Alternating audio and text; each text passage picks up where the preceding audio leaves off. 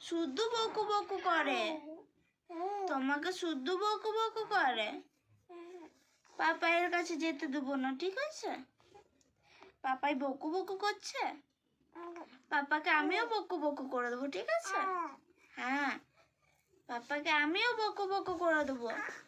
তুমি আমার শোনো তো? হ্যাঁ, তুমি তো আমার শোনোটা, শোনো না তুমি? তুমি তো আমার সোনা বাবাটা, আমার শোনো তো? হ্যাঁ বলো, তুমি আমার শোনো না? তুমি আমার শোনো না? কিছু বলছো না কেন?